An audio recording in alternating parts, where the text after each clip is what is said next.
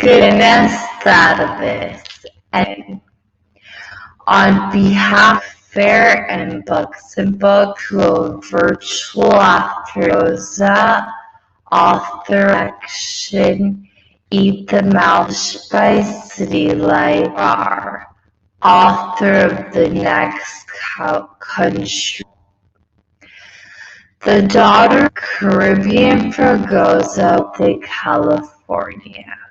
From UCLA, creative writing at CalArts. There's Douglas Today, co-claims California, Boom, California, the founder of the Arts Posse, Disciplinary Arts. Caribbean is the Queen Kate Tufts Graduate University in the San Gabriel Valley.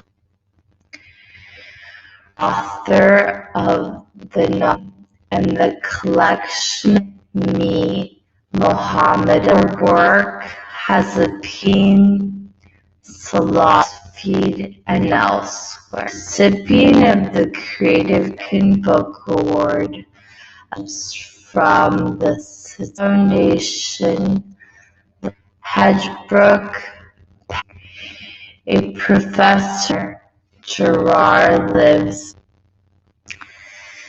conversation. Vanessa Angelica Villareal is the author of recipient of the award, a award nomination, a Robertson Award, book of poetry, of letters. 21 National Poetry Fellow, Times, the Boston Review, and elsewhere. The Poetry and Essay Sun in Los Angeles. Throughout this, you're invited to ask at the bottom of your screen. You can order your copies or any other book you love by price. We are each and every one and the generous to everywhere. Further ado, to the virtuals.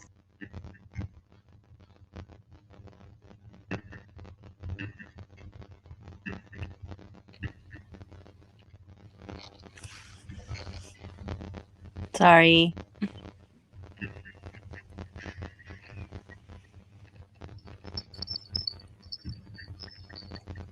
Hi, y'all. Hi. Hey, Vanessa. Hi, Randa. Sorry that took a moment for me to get here. Oh, no, it's okay. Traffic was terrible. That's so funny. It really was. It really was. I mean, from like my bedroom to here, I just, just bumper to bumper. I can show you guys. I'm in my brother's basement, as you can see. Oh, what? Dude, that's an amazing basement. Like, as I know from HGTV, a finished basement is a big deal. It really is. I'm in New Jersey, so it's like I am far away. Oh. Yeah. Well, we're in Cali, right? I am, yeah. Okay, good. So it's like morning for us. It is, yeah. Well, it's so good to see both of you. I'm so excited to hear you read from your new books. Randa, I haven't gotten a physical copy, but I devoured the PDF on my little reader in 2 nights, and yours, Caribbean's one night. It was just one day. I was just just delicious stories. So let's just jump in. I think I'm gonna have who would like to go first? Who would like to read first? No. Read. I just want you to read all day from your book because I'm so excited about it. I can jump in. Okay. Yeah, I'm ready. So I have about 10 minutes prepped. I don't know if that's okay. That's not all day exactly, but It's 10 minutes of the day. So I'm going to read an excerpt from the book, Eat the Mouth That Feeds You, with City Lights. And I'm, first of all, very thankful to be here. I'm just not a morning person. So 10 a.m. feels like, oh my God, like so early. But it's totally not early. It's normal people are awake at this time in LA, I guess. I don't know.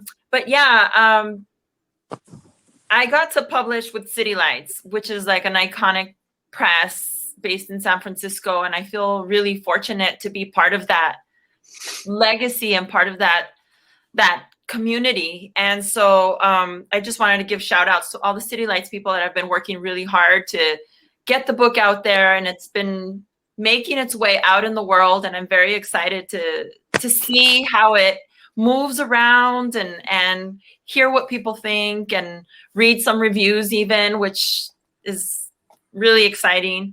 So this collection of short stories, I can talk more about it after, but this one story that I'm going to read is called Tortillas Burning.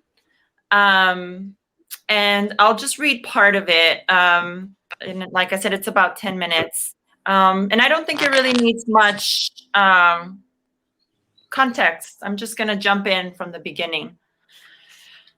Tortillas burning. When you've got nothing else, you'll always have at least a tortilla to get you through. Learn to use them. Take a tortilla, an old one that's gone hard, and hold it over a flame. Watch the tortilla blacken and break.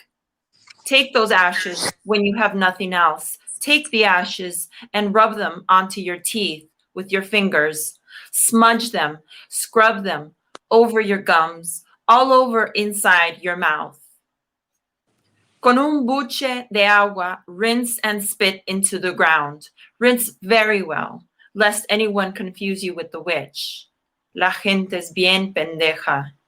Like they don't know, the brujas are often the most beautiful. Careful with the bonitas, I say. 1 minute, they are the sweetest pair of honeyed calves dripping down the street, and the next, they're owl wings beating the night air. But not us, not too pretty, though we have our gifts. We keep our teeth clean, our floors swept. The things my grandmother used to say. I often wondered what kind of situation would require me to burn a tortilla to clean my teeth. When might I be without basic items like toothpaste or bath soap, so that I'd have to find some elemental alternative to perform simple personal hygiene? It was hard to imagine what kind of thing might happen that would knock you back to where your grandmother had been. It's a wonder, even to me now, how I ended up on a pig farm. I wasn't meant for farm life, you know. Good at math, I was still going to high school and everything, kept my socks up, but my skirt short, like all the other girls, playing hooky on the malecón, whenever we were sure we'd get away with it. My own mother, que en paz descanse, was no saint, just normal, like me.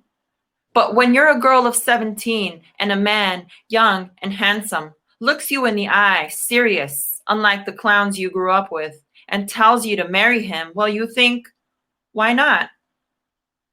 Here was a man like a door instead of a hole or a rope, formal and upright. But I didn't think to ask where I'd end up with him on the other side of that door. He was opaque that way, didn't give many clues. But I should have known better with all that dust that covered him. That dust.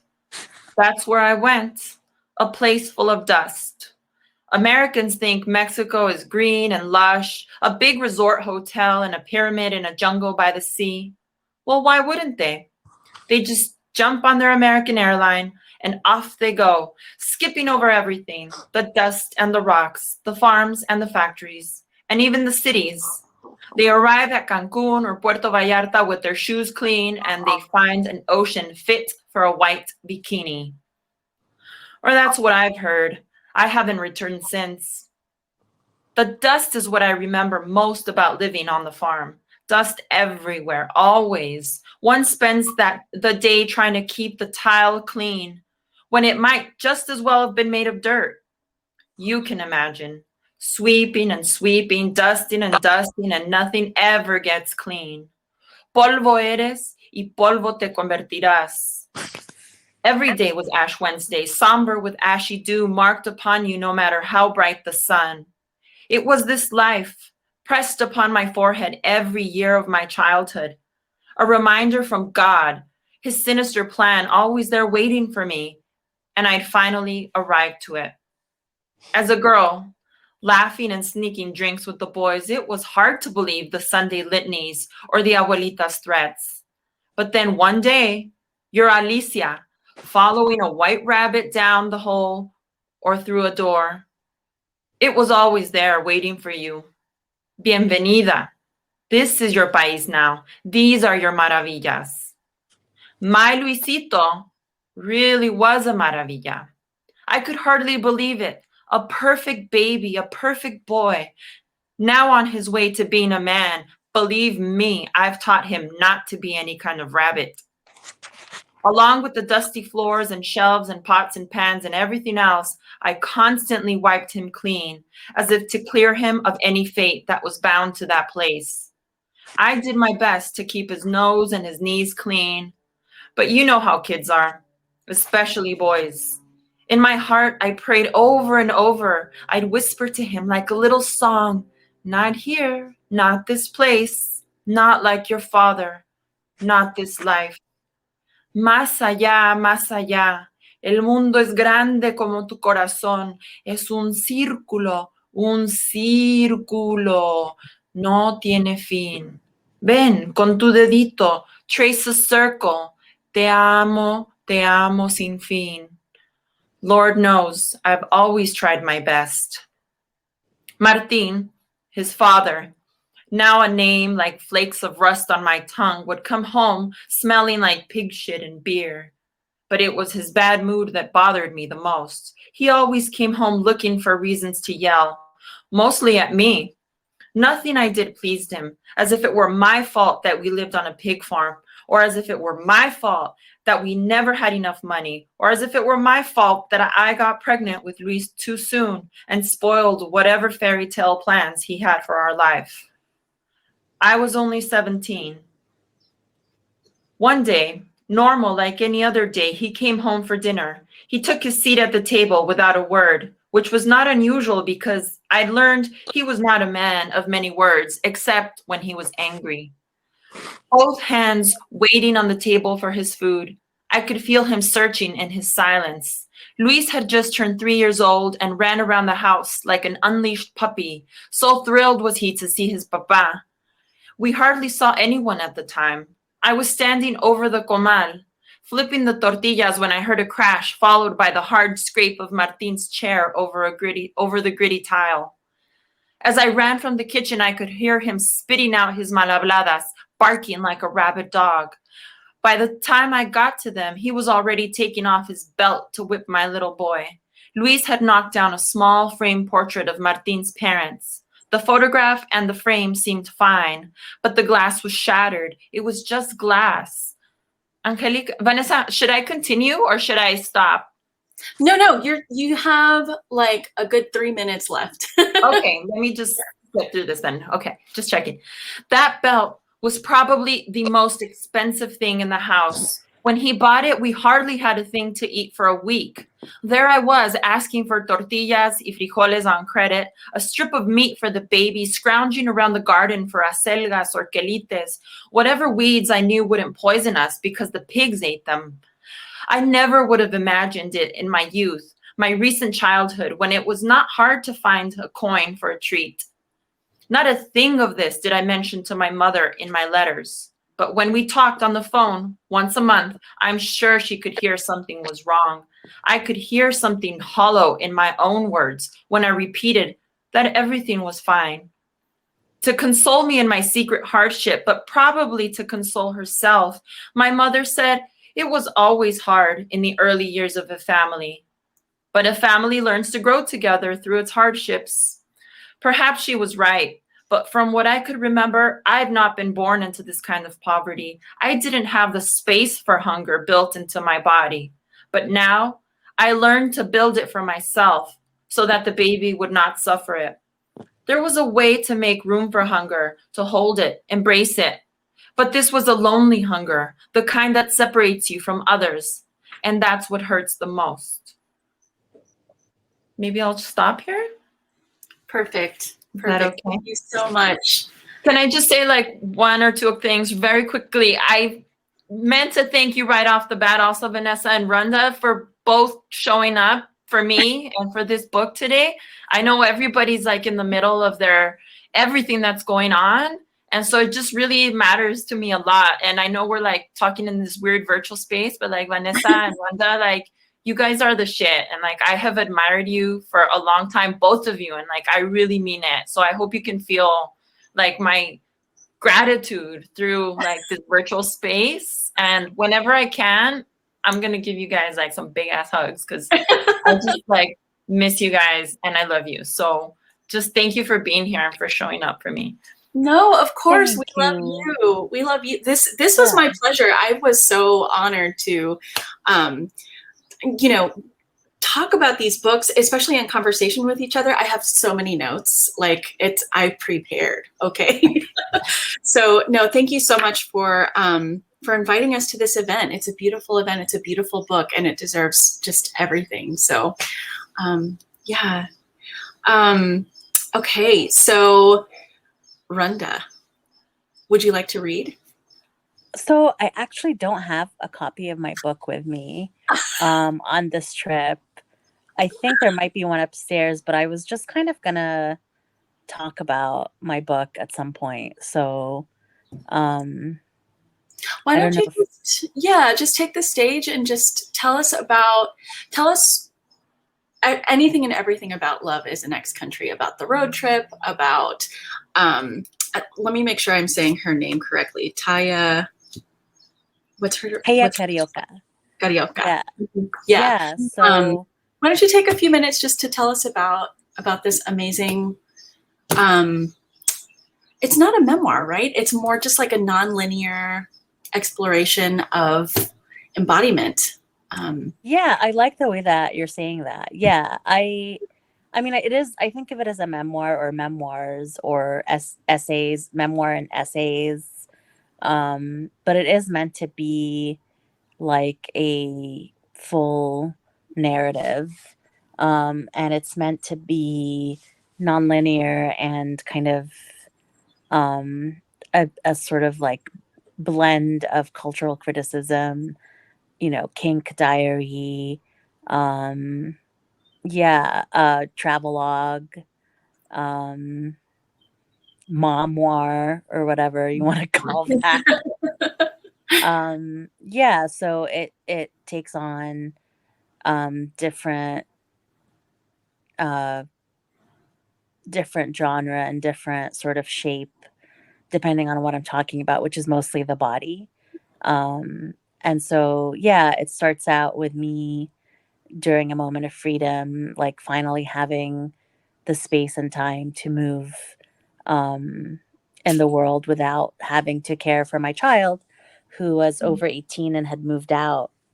And he's my child that I had when I was almost a child, like I was 18 when I had him. So it was just during this moment when I was able to travel across the country and sort of visit a bunch of different places that I thought were these kinds of open wounds or beautiful spaces in the landscape of this fake place called America. So that includes going to the site of the Oklahoma City bombing, the largest act of terrorism at the time on American soil that was perpetuated by white supremacists.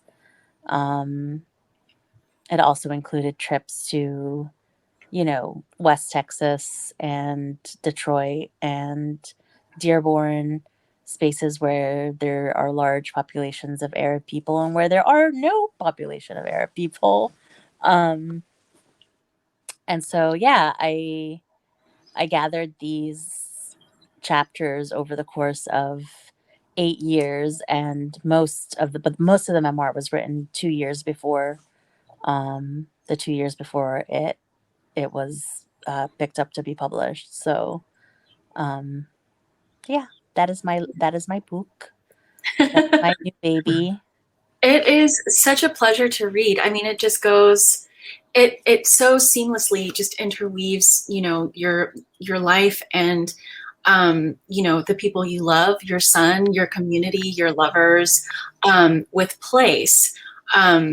So let me just kind of jump into the conversation and let's just talk. Like, let's just like strip formality. Also, I wanted to shout out City Lights and Lawrence Ferlinghetti, who died recently, and, you know, founded this wonderful press and bookstore, and, you know, makes so many of us possible still, even in death.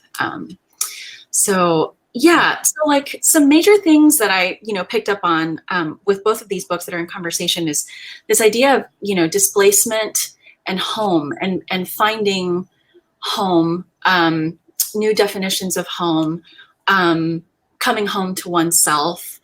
Randa, in your book, you reclaim travel, you know, from the act of migration, or, you know, having to flee a place and be a refugee. Caribbean, you sort of look at places like this site of rupture and violence and, you know, just constant displacement, which is, you know, very thematic to Chicana embodiment, right? Mm-hmm. I don't know. I just wonder if you both could speak a little bit to place in your books. Get comfy. Yeah, I'm like space and place. Space is the place. I'll just jump in. Yeah, I like what you said about how I often write about place as like a site of rupture. And it is true that in a number of my stories, the characters are constantly moving or migrating. And I guess it's been my experience, or I guess I was thinking about how families are broken, and like family stories are broken through this process of migration. And sure, like we carry things with us from one site to another. But I was thinking about having grown up in the United States, and most of my family, from my mother's side at least, my matrilineal family, like they're all in Mexico. And I've always kind of like mourned that break and that loss that happened when my mother crossed the border to live here in the United States. And I've always felt like this need to reach back and to like reconnect with those family stories. And there's just this part of me that knows that you're not going to get all of it back, and you may not even get most of it back. Like there's just stuff that's gone, and you can try as hard as you can to like recover parts of your culture, parts of your family histories, but some of it is just not, you can't get it back. It's just broken. And so that's something that I think my characters like mourn, and also like the break in relationships, usually in my stories between mother and daughter, and sometimes grandmother, and across the generations. Like there's this real like sense of loss, I think, that happens in the process of moving across space and the process of migration. Yeah, that's such a personal theme too, because so much of like what we consider accessible, you know, to reclaim our family is like in records. And, you know, at least in my experience, records don't exist if you're a migrant laborer, if you are a farm laborer, if you know, work las piscas. So I really felt, you know, the movement through your stories of this embodiment that sort of exists as this like alien embodiment in the story. Like, you know, I first of all, I'm obsessed with Inifati, which we Inifati, we're gonna get to it in a minute, but yeah, just like each character is a mystery. They're a mystery even to themselves, and like that just feels so particular to immigrants, refugees, people with like fractured family histories. What about you, Randa? What do you think about displacement, embodiment, mystery? Yeah, I mean, I'm just like nodding along to the, just I'm in alignment, and I totally get this kind of grief. Basically, it's an ongoing wound and grief that happens when you are displaced, or your connection to the land has been broken, and you happen to be a woman, and you happen to be femme, right? Like the story that Caribbean just read from, the ways that what ends up happening to, women and femmes is, we get shat on even more, right? Like, because we are the sort of, we end up being the scapegoat, right? For others, especially masculine folks in our communities, to take their anger out on. And how we can't really talk about that stuff outside of our communities, because outside of our communities there already is this sort of racist, awful idea, xenophobic idea about our men, right? Or our masculine folks. And so we end up being ripped away from both land and each other in a lot of ways.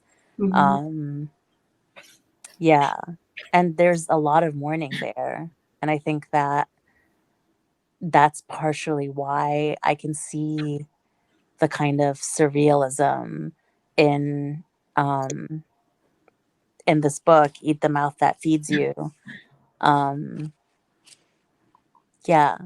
And for me, it's like, it's very much sort of embroidered into whatever text I end up, engaging with or coming up with. Yeah. So I love, this coming back to the land, because it felt like, especially in your book, that place is kind of this way that you sort of explore a sort of narrative mapping of your own memory and your own experience. And, it sort of takes over the narrative structure. Like, the place determines the story that you're going to tell. So yeah, like I just feel like the land is so central, especially to both of these works. But, kind of moving into what I really wanted to talk about, let's talk a little bit about magic versus miracles. So you have a chapter about magic, and you talk about magic as this trick of light and how to make things invisible, and, sort of reclaiming things from the ether.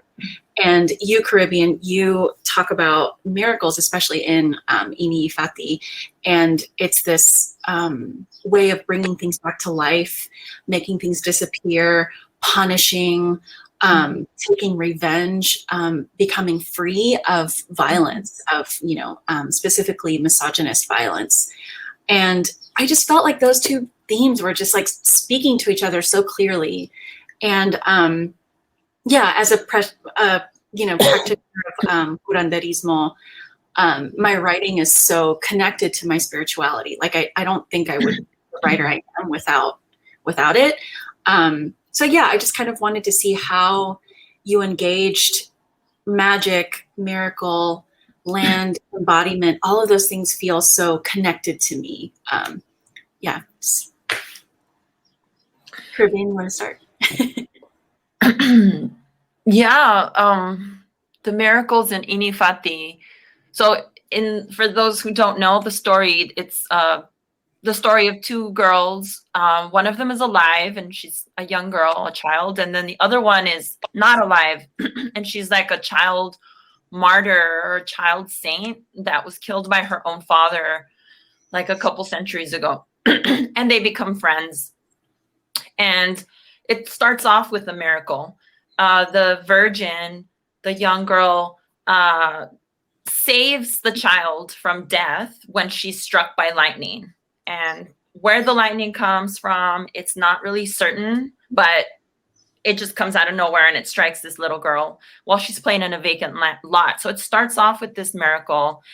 And it kind of ends with like the proposition of another miracle, which would be to essentially kill the father of this little girl who's abusive towards her mother and probably towards herself. So it starts with this miracle, and then it sort of ends with this, like, maybe this other miracle could happen where we could just wipe out like misogyny, basically, where we can just like experience the miracle maybe of like not being abused by men. And so, I mean, can I just say really quick that Ini is like, what if we just killed God? And I was just like, oh my God. Like this story, I read it twice because it was so haunting and moving to me. I didn't mean to interrupt, but like what you said about wiping out misogyny is like the miracle was just incredible. Okay, I didn't mean to interrupt, but totally. And I was like, oh yeah, that God part. Like, let's just wipe out God, because he's, as far as she's concerned, like just another dude. Like, she's never met this God that is supposed to be like loving and male and like awesome. And she's just like, I don't know about that person. Like, that person doesn't exist to me. Like, I exist and I'm real. And like, why don't we just make shit the way we need it to be? Like, we need to be safe and we need to care for each other. And I think that's one of the themes in this story, and then maybe in other stories in my book. Like, how do we take care of each other? I don't know. That's what I'm thinking about right now. Yeah, no, and Ini does a lot of like little miracles that are actually like, you know, punishing boys, bullies, you know, defending animals. Yeah, it just feels like she is this like vigilante spirit, you know. And her embodiment changes through the story. Like, sometimes she's a little girl, sometimes is she a doll? Is she like a spirit? And it was just such that story is so stunning. I just, you know, yeah, I'm going to assign it to everyone when I get back to teaching, because it's so beautifully done. And I'll talk a little bit about magical realism in a bit, because I actually really resist that term. But yeah, Randa, how do you engage magic in your book? Before I jump into that, I also really like the ways that in that story, there's a moment where Ini sees that all of the boys that are coming by are of one mind. You know, I think like there's a line about how their mind is mischief, or that's like what their mind is. But also there are moments in the story where Fati or Fatima is her double. So I really love the idea of the double and of duality.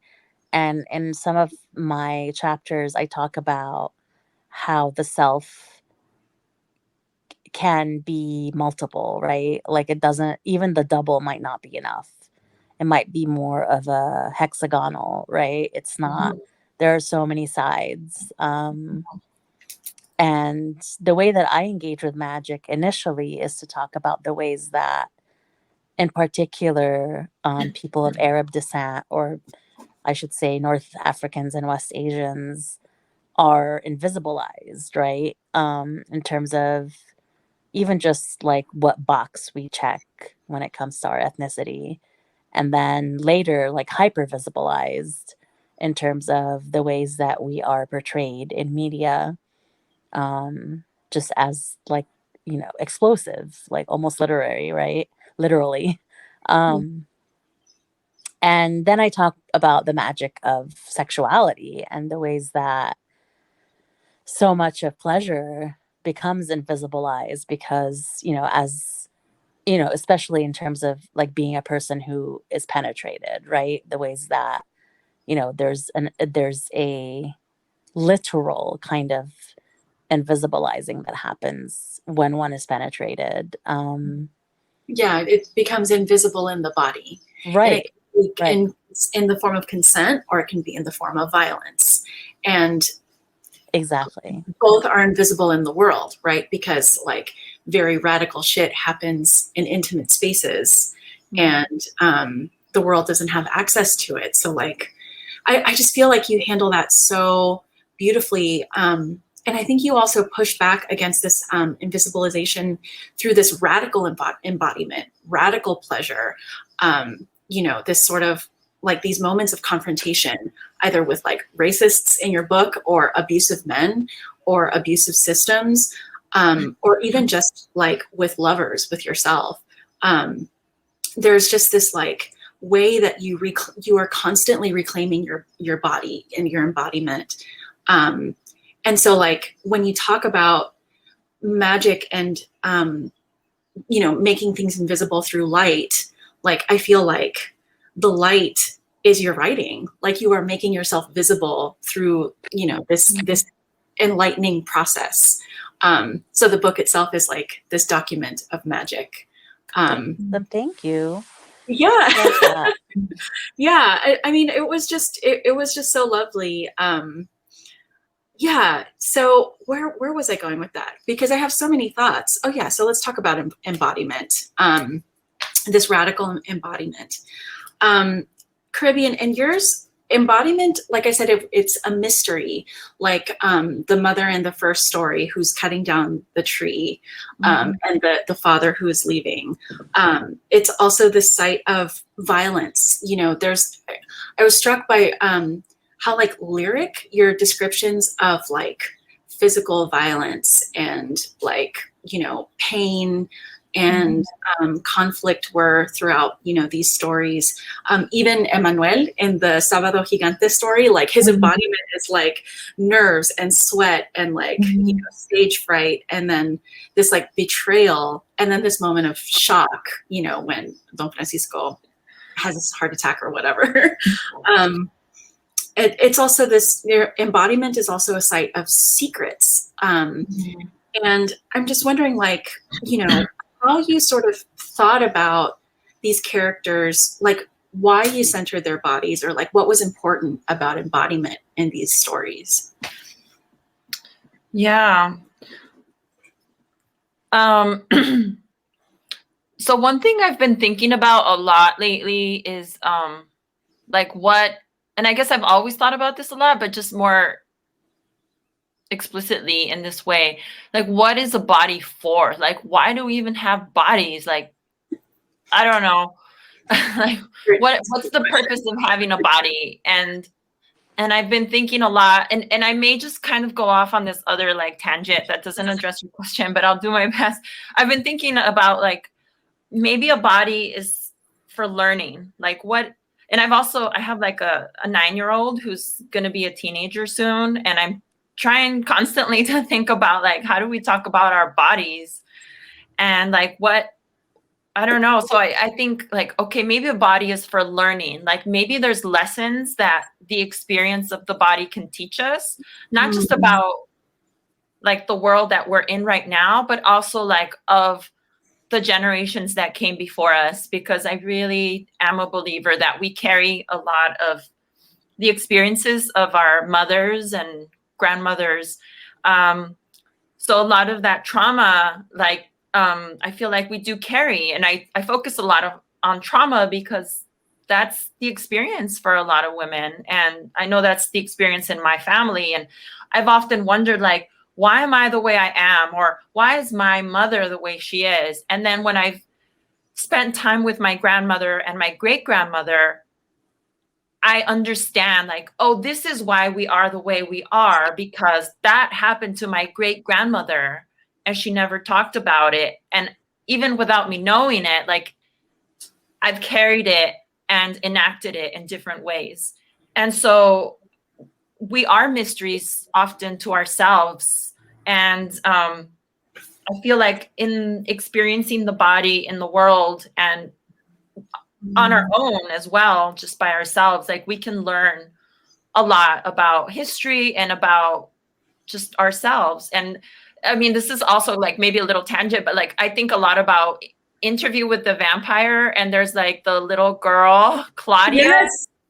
right? And she like yearns to have like a body, like a woman body. Like she wants to be like a grown woman's body, and she wants to experience that. And I feel like she's denied that, and she's therefore like denied like just knowledge of what it means to exist in the world.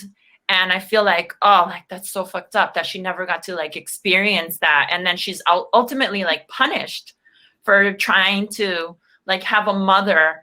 She like makes this other lady a vampire, and then she's punished because she's too young. And anyway, this is kind of like a little tangent, but like these are all things that sort of feed into my thinking about embodiment and how it's like a carrier of knowledge.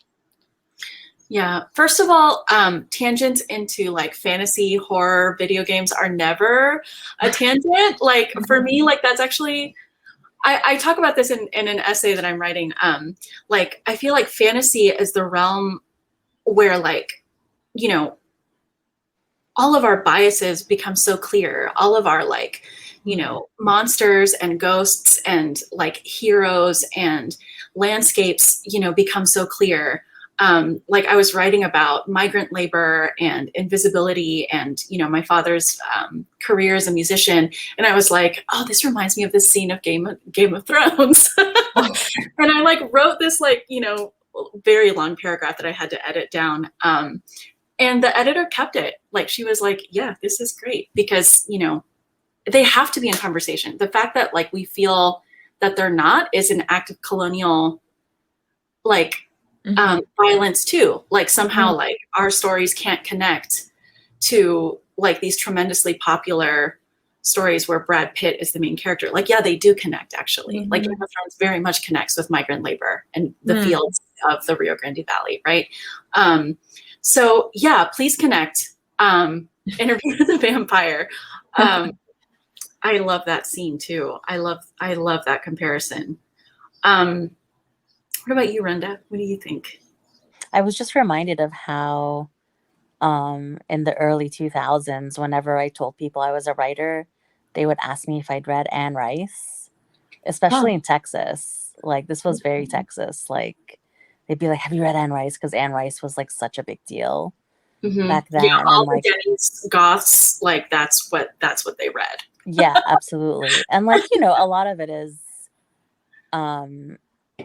I think like just her also being from or living in New Orleans and like bringing these stories that are very much part of that place, right, to a whiter audience too, right? Like but yeah, I love everything you're saying, especially, you know, I'm visiting my brother who has like a 2-year-old and seeing the ways that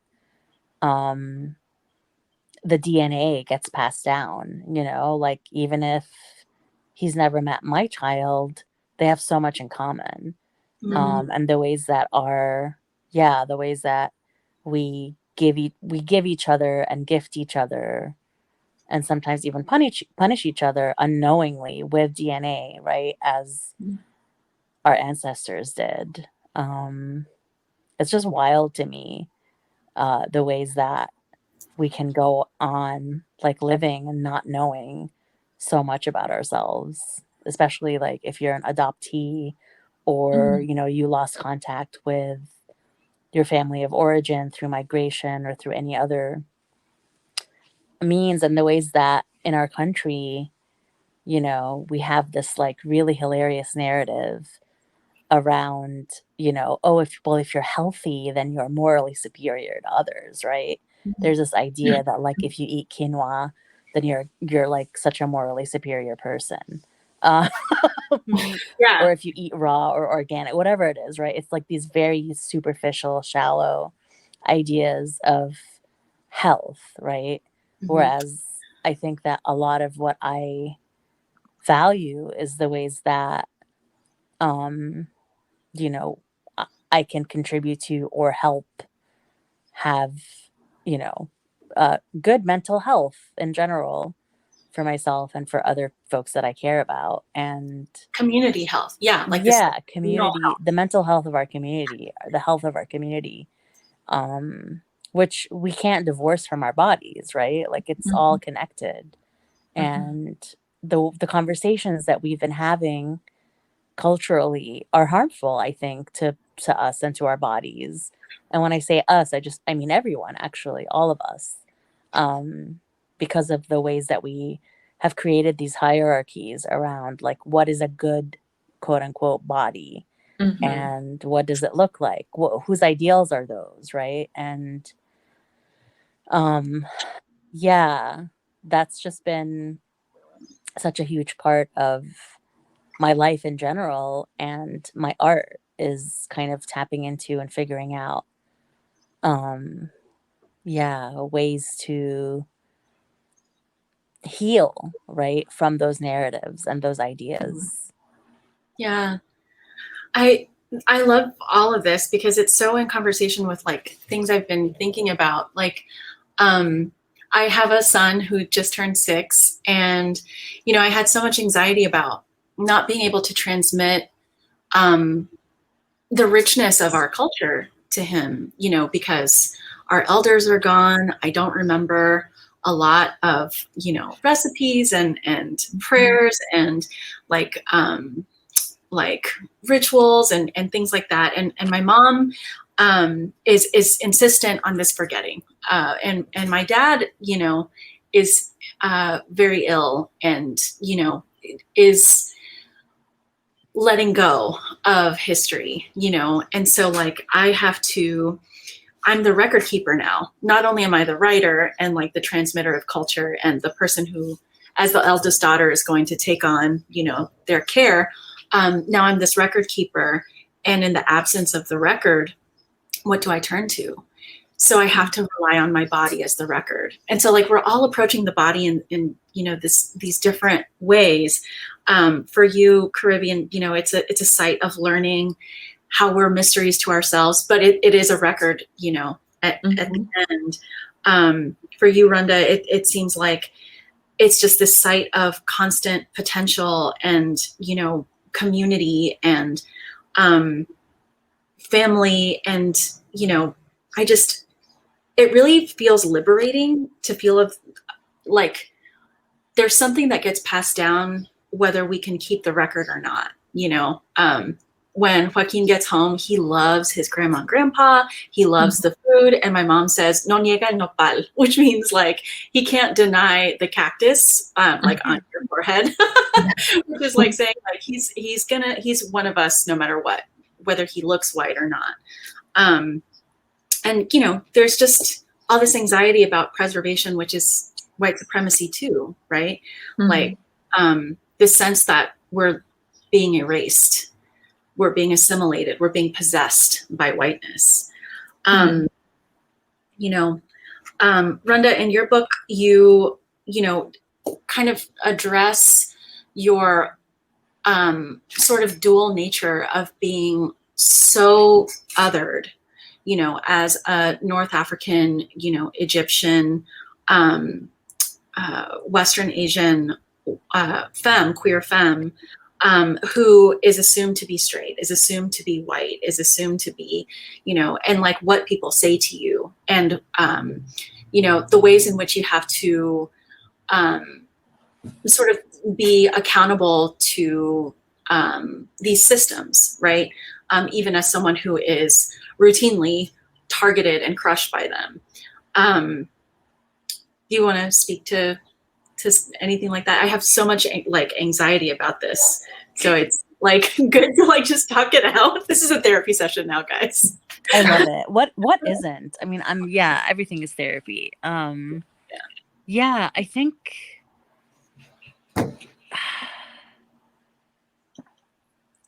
in a lot of ways, it's always interesting for me to be this sort of like undercover brown person, where I get to hear all sorts of like nonsense that people say, and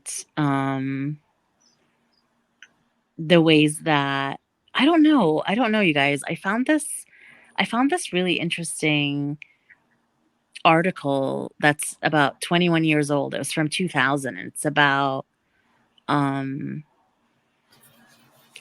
how at that point, I think white people in America were 49.8% of the population, and how there was a lot of anxiety about becoming a minority, about white people becoming a minority.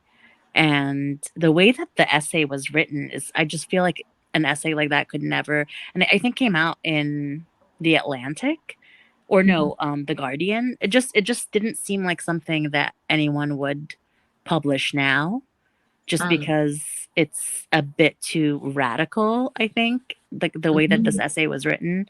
So just remembering the ways that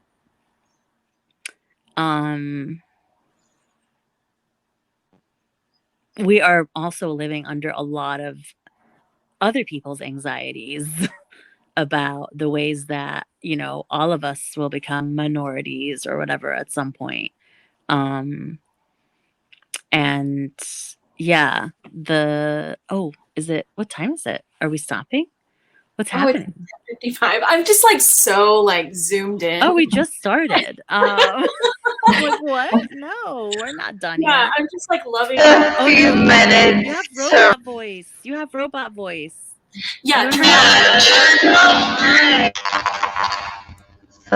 it's still robotic. I don't get that. What, a couple minutes to rock?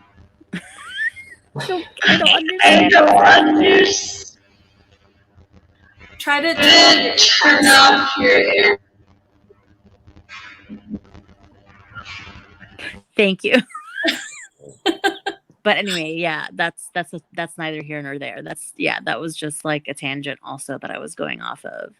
But yeah, I just think that like it's just really interesting. It's interesting to think about, what narratives we're being told and consuming. Yeah. Beautiful.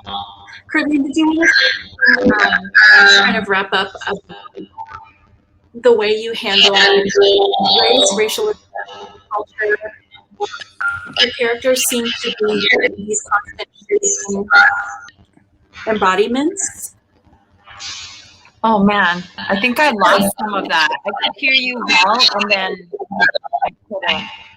Now there's a. Oh, okay. That echo wasn't there before. Now it's like for everybody, I think. Yeah. Okay, it stopped once it's muted. Okay.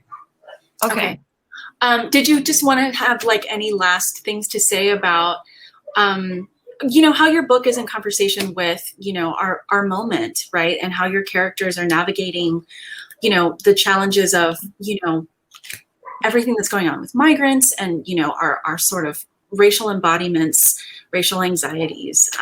What is your book, in conversation with? Yeah.